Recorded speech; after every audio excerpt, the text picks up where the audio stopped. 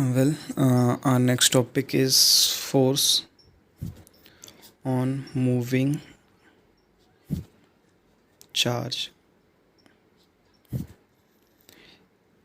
in a magnetic field. Okay, force on a moving charge in a magnetic field. Okay, बर पहिली गोष्ट की suppose एक magnetic field असली,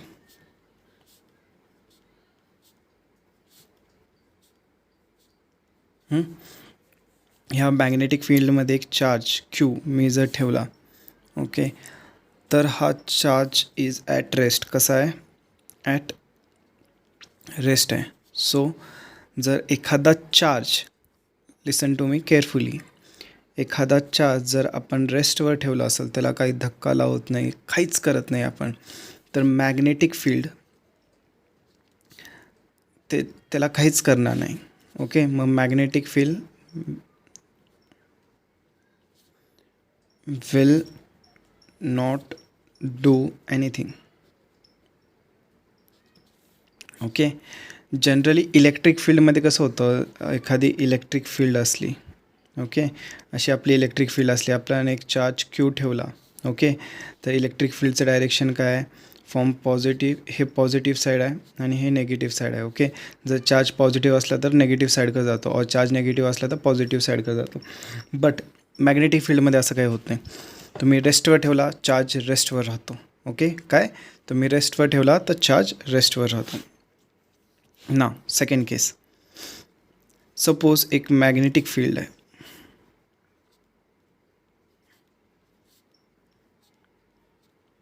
ओके, ह्याच्यामध्ये एक चार्ज आहे, तो मी काय केला, फेकला.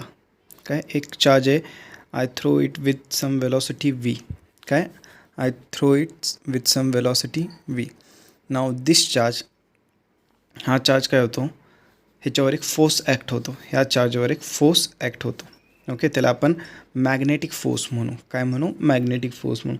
आता हा चार्ज कुठंतरी बेंड होईल, एक तर ह्या बाजूला बेंड होईल किंवा ह्या बाजूला बेंड होईल. ते आपल्या डायरेक्शन बघायला लागतं. आपण डायरेक्टली असं सांगू शकत नाही की हेच डायरेक्शन असणार, आपल्याला ते डायरेक्शन काढायला लागतं. ते डायरेक्शन कसं काढायचं ते पण सांगतो मी तुम्हाला. खरं एवढं लक्षात घ्या आत्ता की आपण एखादा accelerated or moving with some velocity V, काय, accelerated or moving with some velocity v असा चार्ज जर मॅग्नेटिक फील्डमध्ये इंट्रोड्यूस केला तर त्याच्यावर काहीतरी फोर्स लागतो. तो फोर्स किती असतो? Q into V bar cross B बार. किती असतो? हे काय आहे? कॉन्स्टंट मॅग्नेटिक फील्ड ठेवलेली मी. काय ठेवलेली? कॉन्स्टंट मॅग्नेटिक फील्ड ठेवलेली. तर मॅग्नेटिक फोर्स किती असतो? Q into V bar cross B bar. बरं, क्यू काय असतं? Charge of the particle. V काय? Velocity of the particle. आणि बी काय आहे? Magnetic field. काय आहे? Magnetic field. बरं, हे क्रॉस प्रोडक्ट आहे, याला आपण असं लिहू शकतो, F M is equal to q v B sine theta in terms of magnitude. काय लिहू शकतो? In terms of magnitude. समजलं? बरं, आता बघा, हा जो फोर्स आहे हा झिरो कधी कधी असू शकतो, हे जरा नीट बघून घेऊया आपण, कारण ह्याच्यावर कधी कधी न्यूमेरिकल थेरॉटिकल प्रॉब्लेम्स पडतात, तुम्हाला माहिती पाहिजे. जर क्यू जर झिरो असला तर फोर्स झिरो असणार, म्हणजे q is equal to zero. बरं, व्ही जर झिरो असलं तर आता मॅग्नेटिक फोर्स काय असणार? झिरो. जर मॅग्नेटिक फील्डच नसली तर झिरो. आणि साइन थीटा काय असणार? एक तर झिरो और पाय हे असलं. काय? Sine theta is equal to zero or pi जर असलं, काय, झिरो और पाय. ओके, इथं लिहितो खालती, तुम्हाला दिसतं काय नाही, झिरो और पाय जर असलं तर काय बघा, साइन झिरो काय असतं? झिरो. मग हे सगळं झिरो होणार. साइन पाय काय असतं? झिरो. तर हे सगळं झिरो होणार. तर ह्या चार कंडिशनला काय असणार आहे आपलं? मॅग्नेटिक फील्ड काय असणार आहे? झिरो असणार आहे. मॅग्नेटिक फील्ड काय असणार आहे? झिरो असणार आहे. बरं, ह्याच्यामध्ये आपल्याला एक बघायचं सांगतो, फोर्स हा जो मॅग्नेटिक फोर्स आहे हा परपेंडिक्युलर असतो वेलॉसिटीच्या. काय असतो? परपेंडिक्युलर असतो वेलॉसिटीच्या. आणि force is also perpendicular, magnetic force is also perpendicular to magnetic field, also perpendicular to magnetic field. बरं, याचं डायरेक्शन कसं? एक जनरल रूल तुम्हाला बुकमध्ये दिलेला असतो. काय आहे? जर सपोज हा व्ही बार वेक्टर आहे आणि हा बी बार वेक्टर आहे, सॉरी व्ही बार वेक्टर आहे आणि बी बार वेक्टर आहे. तर आपल्याला काय काढायचं आहे, व्ही बार क्रॉस बी बार. म्हणजे काय करतो आपण, आपले हात असे ठेवतो, ओके, आणि व्हीकडून बीकडे जातो. काय करतो, व्हीकडून बीकडे जातो आणि थंब ज्या डायरेक्शनला पॉईंट आउट करते ती ॲक्च्युली आपली फोर्सची डायरेक्शन असते. सपोज इथं व्ही असता आणि इथं बी असता, तर काय झालं असतं, आपण व्हीकडे आपली बोटं ठेवलेली असती, ओके, आणि तिथनं बीकडे गेलेलो असतो. व्हीकडं बोटं ठेवली असती बीकडं, आणि माझा थंब कुठं पॉईंट करतो, डाऊनवर्ड्स. फोर्सचं डायरेक्शन कुठं असतं, डाऊनवर्ड्स. समजलं. तर ह्याच्यात जर तुम्ही बघितलं, ओके, आता आपली जी मॅग्नेटिक फील्ड कशी आहे, खालती आत आहे, बरोबर, कशी आहे, आत आहे, आणि व्ही कसं आहे, ह्या बाजूला जातो आहे, म्हणजे इथून आत जातं आहे आणि व्ही ह्या बाजूला आहे. इथनं मला आत जायचं आहे. बघा, माझं डायरेक्शन ऑफ वेलॉसिटी कुठल्या ह्या डायरेक्शनला आहे आणि मॅग्नेटिक फील्ड आतल्या डायरेक्शनला आहे. तर मला कसं जायचं आहे, वेलॉसिटीकडनं ह्याच्याकडे जायचं आहे, कशाकडे जायचं आहे, मॅग्नेटिक फील्ड इथून ते आत जायचं आहे, बरोबर. तर माझं थंब कुठं करतं आहे, पॉईंट वरती करतं आहे. तर ही जे फोर्स कुठल्या लागणार आहे, वरच्या बाजूला लागणार आहे. ह्याच्यावर फोर्स कुठं लागणार आहे, वरच्या बाजूला लागणार आहे. समजला. एक ह्या प्रकारे काढू शकता. अजून एक तुम्हाला सांगतो मी थोड्या वेळात. अजून एक आहे, तो जरा सिम्पल पडतो बाकीच्या केसेसमध्ये. आय गेस तुम्हाला हे समजलेलं असणार, ओके. बरं, ह्याच्यात काही कंडिशन्स आहेत ते बघा. बरं, सेकंड, चला दुसरं पण सांगतो. काय करायचं, जनरली आपला हात असतो, बरोबर. ड्रॉइंग तुम्हाला माहिती आहे की माझी खूप खराब आहे, so please manage it, okay. आपला जो हात असतो, ओके, तर जो थंब असतो ना, त्याला काय करायचं, डायरेक्शन ऑफ चार्ज और करंट, डायरेक्शन ऑफ चार्ज और करंट म्हणजे ज्या बाजूला मूव्ह होतो आहे, और आपण वेलॉसिटी म्हणूया, वेलॉसिटीच्या डायरेक्शनला ठेवायचं आणि फिंगर्सला बीच्या डायरेक्शनमध्ये ठेवायचं, फिंगर्सला बीच्या डायरेक्शनमध्ये ठेवायचं. आणि आपला हात इथं जो अशा आपल्या रेषा असतात, बरोबर, हा ज्या डायरेक्शनला म्हणजे वरचा जो आपला जो हात हे जे असतं ज्या डायरेक्शनला दाखवणार ते तुमचं ॲक्च्युअल फोर्सचं डायरेक्शन असतं. फॉर एक्झाम्पल दिस, बघा आपली फील्ड कशी जाते, आत जाते, बरोबर, कशी जाते, आत जाते. आणि माझा थंब कुठल्या डायरेक्शनला आहे, बघा ह्या डायरेक्शनला आहे, ओके. थंब कुठं पॉईंट करतो आहे, वेलॉसिटी डायरेक्शन. तर माझं फोर्स कुठं लागणार, वरती लागणार, कुठं लागणार, वरती लागणार. समजलं ना, हे समजलं ना, आय गेस समजलं असणार, ओके. बीला फिंगर्सला कुठं ठेवायचं, मॅग्नेटिक फील्डच्या डायरेक्शनला, थंबला चार्जची वेलॉसिटी और करंट डायरेक्शन, चार्जची वेलॉसिटी और करंट डायरेक्शनला. बस हे आपण पॉझिटिव्ह चार्ज घेतो आहे, कुठला चार्ज घेतो आहे, पॉझिटिव्ह चार्ज कन्सिडर करून करतो आहे. जर नेगेटिव्ह झाला, सेम प्रोसिजर फॉलो करायची, खरं अपोजिट डायरेक्शन घ्यायचं. काय, जर मी इथं इलेक्ट्रॉन फेकला असता, काय फेकला असतं, इलेक्ट्रॉन फेकला असता, सेम. परत माझा बघा फील्ड कशी जाते, आत जाते, कशी जाते, आत जाते फील्ड, बरोबर. आणि वेलॉसिटी ऑफ मॅग्नेटिक फील्ड ह्या बाजूला आहे, सॉरी, वेलॉसिटी ऑफ चार्ज ह्या बाजूला आहे. तर फोर्स कसा लागणार, असा वरती लागणार, फोर्स कसा लागणार, असा वरती लागणार, ओके. खरं जर नेगेटिव्ह चार्ज असला तर हे काय वरची डायरेक्शन येते, खरं आपण काय घेणार, खालची डायरेक्शन घेणार. जर माझा इलेक्ट्रॉन असतात तर हे ह्याचं डेविएशन असं खालती झालं असतं, समजलं. ह्याचं डेविएशन असं झालं असतं फॉर इलेक्ट्रॉन. आय होप तुम्हाला हे समजलं असं, ओके. ह्याच्यावरचे सम्स बघून घ्या, ओके. खूप इम्पॉर्टंट आहे हा फॉर्म्युला. बरेच अजून कन्सेप्ट्स आहेत तुम्हाला जे नीटला लागणार आहेत. खरं मी आत्ता आपल्याकडं खूप शॉर्ट इंटरवल ऑफ टाईम आहे आणि मी 12वीचं जेवढं आहे तेवढंच मी जास्तीत जास्त कन्सेप्ट तुम्हाला सांगणार आहे, ओके. तर नुसती कन्सेप्ट सांगतो आहे, जरा नीट बघा. जास्त मी न्यूमेरिकल्स पण नाही सांगू शकत, कारण एवढा मोठं व्हिडिओ बनवायला खूप टाईम लागतो, अपलोड करायला खूप टाईम लागतो. सो कॉन्सन्ट्रेट जेवढं होतं आहे, आणि काही क्वायरीज असतील तर तुम्ही मला सांगू शकता. बरं, ह्याच्यामध्ये आता मी तुम्हाला सांगितलं force is perpendicular to V bar आणि force is perpendicular to B bar. बरं, फोर्स का असतो, M A perpendicular to V bar लिहू शकतो, M A perpendicular to B bar. बरं, एम काय आपला कॉन्स्टंट आहे, काय कॉन्स्टंट, तर मी असं लिहू शकतो A acceleration is perpendicular to V bar आणि acceleration is perpendicular to B bar.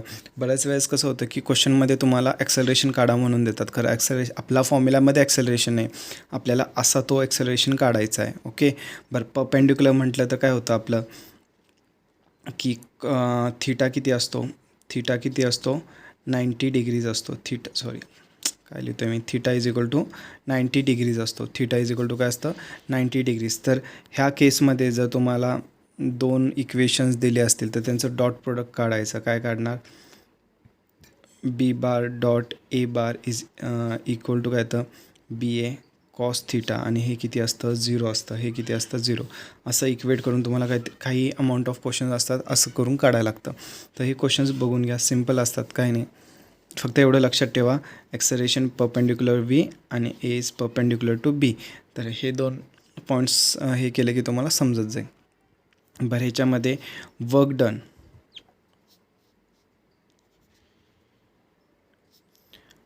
Done काय असतं 0. वर्क डन काय असतं 0, कारण ह्याच्यामुळे ॲक्सेलरेशन प्रोड्यूस होत नसतं. ह्याच्यामध्ये काय होतं की एक्स्ट्रा ॲक्सेलरेशन प्रोड्यूस होत नाही. ज्या वेलॉसिटीनं पार्टिकल येतो तीच वेलॉसिटी तिची कंटिन्युअस असते, मग ॲक्सेलरेशन प्रोड्यूस होत नाही. मग हा जो फोर्स असतो हा वर्क डन किती असतं ह्याचं 0 असतं. MCQजला लक्षात ठेवायचं, हा वन ऑफ द फोर्स आहे, म्हणजे एक असा फोर्स आहे ज्याच्यामुळं वर्क डन किती असतं आपलं 0 असतं. मॅग्नेटिक फील्ड कधी पण एखाद्या पार्टिकलवर वर्क करत नाही. इलेक्ट्रिक फील्ड वर्क करते बट मॅग्नेटिक फील्ड वर्क करत नाही. ओके. तर ह्याचं आपण असंही म्हणू शकतो change in kinetic energy. Okay, change in kinetic energy is equal to 0 or kinetic energy initial is equal to kinetic energy final. आपण असंही म्हणू शकतो kinetic energy initial is equal to kinetic energy final. समजलं? बरं, ह्या होत्या सगळ्या basic गोष्टी. आपण थोडंसं अजून ह्याच्यात 1-2-4 गोष्टी अजून बघणार आहे. हे तुमच्या सिलेबसला आय गेस डिलीट मारलं आहे. खरं तुम्हाला बाकीच्या गोष्टी पुढच्या नीट लक्षात राहण्यासाठी ह्या खूप गरजेच्या आहेत. ओके, सो मी कवर अप करतो आहे. तर फोर्स काय आपला Q into V bar cross B बार. ह्याला आपण कसं लिहू शकतो Q v B sine theta असं लिहू शकतो, बरोबर. बरं, जर सपोज ही मॅग्नेटिक फील्ड आहे आपली, ओके, आणि माझा चार्ज पण असाच जातो आहे. ओके, मॅग्नेटिक फील्ड ह्या दोघांमधला अँगल किती झाला, theta is equal to 0 degrees झाला. तर फोर्स काय होणार आपला, force is equal to q v B sine of 0. काय येतं साईन ऑफ 0, तर काय येतं क्यू व्ही बी 0 इंटू 0 म्हणजे काय येतं 0. म्हणजे जेव्हा वेलॉसिटी आणि मॅग्नेटिक फील्ड वेलॉसिटी आणि मॅग्नेटिक फील्ड पॅरलल असतात तेव्हा माझा फोर्स काय असतो 0 असतो. तेव्हा माझा फोर्स काय असतो 0 असतो. सपोज हाच माझा पार्टिकल उलट्या दिशेने जात असला तर थीटा किती येणार पाय. तर परत इथं तुम्ही पाय ठेवला तर साईन पाय काय असतो 0, परत काय येणार 0. म्हणजे ह्याचं मिनिंग काय आहे, v bar is parallel to B bar. F M काय असतो माझा, एफ एम काय असतो 0 आणि v bar anti parallel to B bar. Anti parallel म्हणूया, ह्याच्या अँटी पॅरलल असल्यावर काय होतं परत 0 येतं. काय येतं परत 0 असतं. बरं, ह्या 2 केसेस झाल्या. आणि एक केस आहे थर्ड खूप इम्पॉर्टंट आहे, कारण ह्याच्यावरून एक इक्वेशन येतं, हे खूप जागी आपल्याला यूज करायचं असतं. बरं, सपोज मॅग्नेटिक फील्ड कशी आपली इनटू द पेपर आहे. कशी आहे इनटू दी पेपर आहे, आत जाते. कशी जाते आत जाते. ओके, इनटू दी पेपर जाते मॅग्नेटिक फील्ड. म्हणजे अशा लाईन्स जातात, अशा लाईन्स आत जातात. ओके, 3D थोडंसं इमॅजिन करा, पेपरच्या आत जाते अशी मॅग्नेटिक फील्ड. ओके, आणि माझं एखादं पार्टिकल आलं असं. ओके, एखादा particle with velocity V enter करते. काय करते वेलॉसिटी व्ही एंटर करते. तर हे पार्टिकलचं डायरेक्शन कुठं आहे बघा, हे डायरेक्शन आहे. मी तर जरा पेननं ड्रॉ रेड पेननं ड्रॉ करतो, म्हणजे तुम्हाला आपल्याला अजून ड्रॉइंग्स आहेत ह्याच्यात. ओके, हे डायरेक्शन आहे. बरं, जर तुम्ही बघितला मॅग्नेटिक फील्ड कशी आहे आत. ओके, मॅग्नेटिक फील्ड कशी आहे आत, वेलॉसिटी कुठं आहे ह्या डायरेक्शनला आहे. वेलॉसिटी ह्या डायरेक्शनला, मॅग्नेटिक फील्ड आत आहे. तो फोर्स कुठं लागणार, असा वरती लागणार, असा वरती लागणार. ओके, असा वरती लागणार. बरं, मग हे जे पार्टिकल आहे हे काय होणार, थोडंसं असं वरती टर्न होणार, थोडंसं असं वरती टर्न होणार. इथं पण मॅग्नेटिक फील्ड आहे आणि ह्याची वेलॉसिटी इथं, बरोबर. हे दोन्ही परपेंडिक्युलर, हे असं असं वरती जाणार, आपलं काय पार्टिकल वरती जाणार आणि असं हे सर्क्युलर मोशन क्रिएट होणार. काय होणार, एक सर्क्युलर मोशन क्रिएट होणार. माझं सर्कल नीट झालेलं नाही खरं, इथं सर्क्युलर मोशन क्रिएट होतं, एवढं लक्षात ठेवा. समजलं. काय होतं, एक सर्क्युलर मोशन क्रिएट होतं ऑफ रेडियस आर. किती, ऑफ रेडियस आर. समजलं. बस सर्क्युलर मोशन क्रिएट झालं. बरं तुम्हाला जर फर्स्ट चॅप्टर आठवत असेल, मी काय म्हटलं तर सर्क्युलर मोशन क्रिएट करण्यासाठी एक फोर्स लागतो आपल्याला. काय लागतो, फोर्स.